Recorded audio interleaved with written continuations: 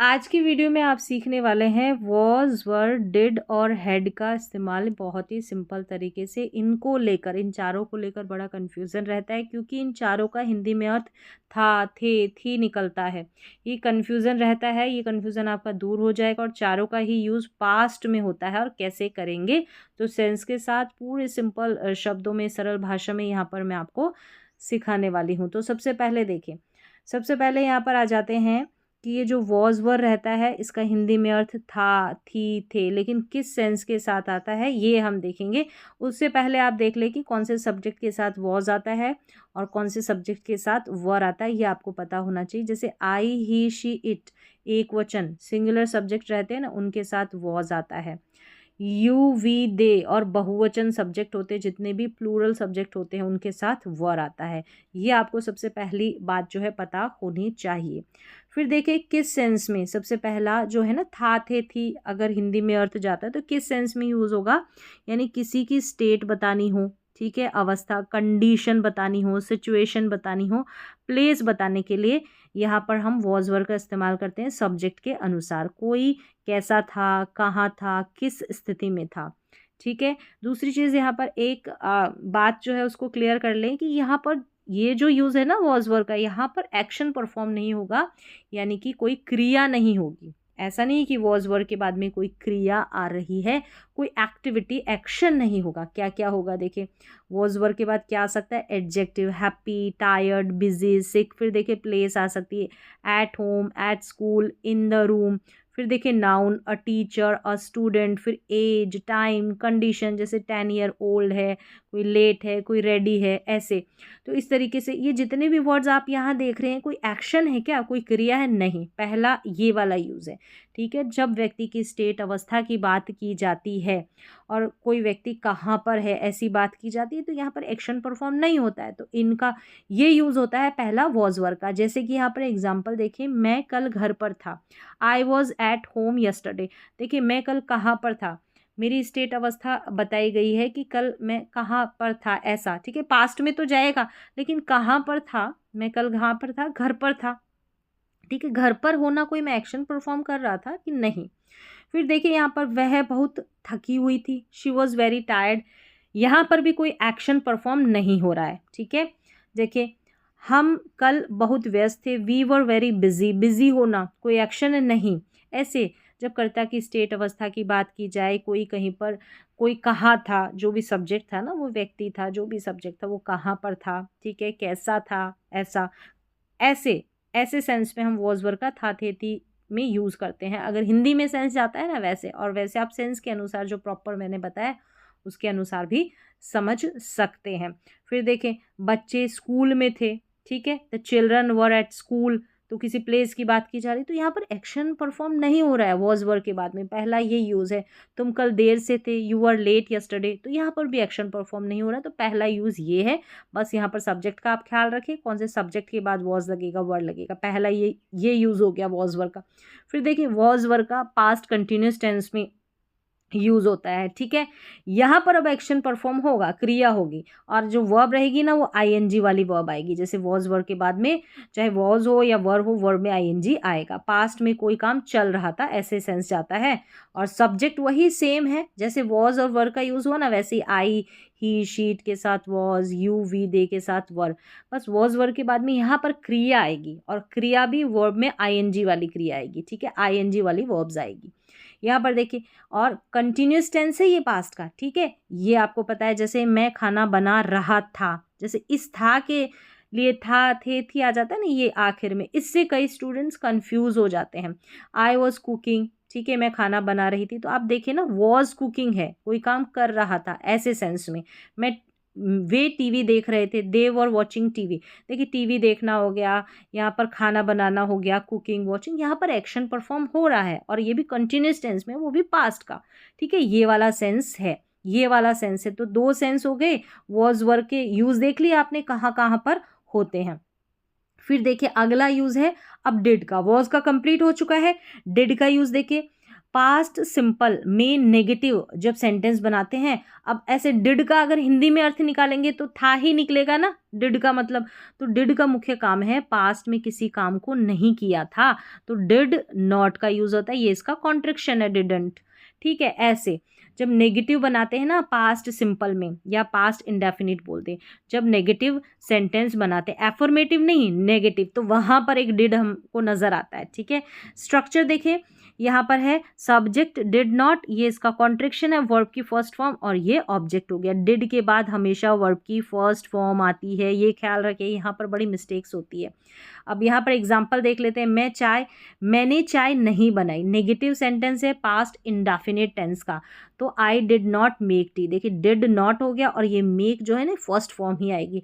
उसने मुझे फ़ोन नहीं किया, शी डिड नॉट कॉल मी, देखिए डिड नॉट के बाद में ये कॉल, ये जो है ना ये फर्स्ट फॉर्म ही आएगी, बस इतना ख्याल रखना है, क्योंकि पास्ट का जब टेंस रहता है तो वहाँ पर सीधा सा क्लिक करता है कि वर्ब की सेकेंड फॉर्म, वो एफर्मेटिव सेंटेंस में जो है वर्ब की सेकेंड फॉर्म आती है।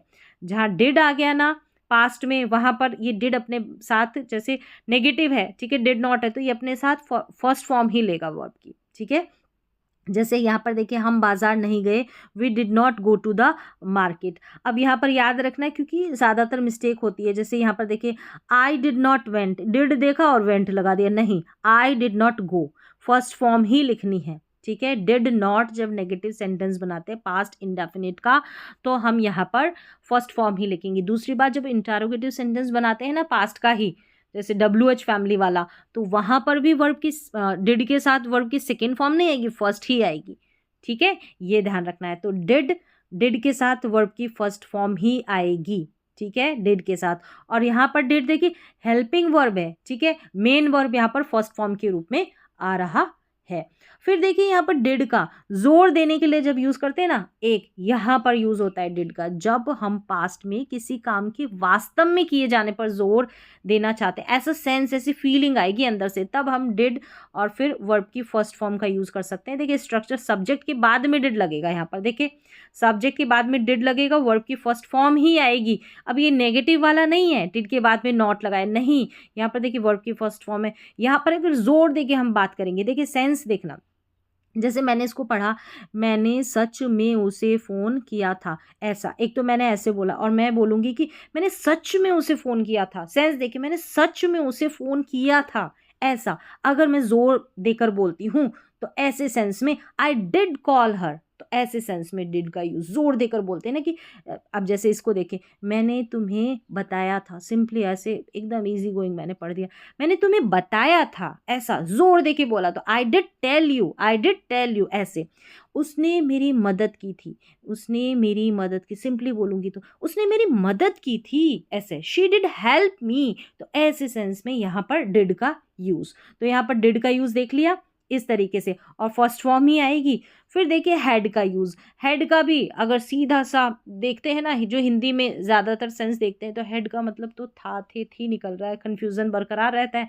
तो पहला यूज़ देखिए हेड का, यहाँ पर पोजेशन के लिए, किसी के पास कुछ होना, ऐसा सेंस देने के लिए हेड का सेंस, जैसे किसी के पास कोई चीज़, पैसा, समय, मौका, समस्या, ये सारी चीज़ें हो सकती है। ठीक है, अनुभव, ये सारी चीज़ें हो सकती है, यानी कि किसी के पास क्या था, किसी के पास कितना था, और किसी को कोई समस्या, मौका या अनुभव था, ऐसे सेंस में यहाँ पर हेड का, ये पास्ट में ही जाएंगे, सारे के सारे यूज पास्ट में ही हो रहे हैं, पास्ट टेंस में।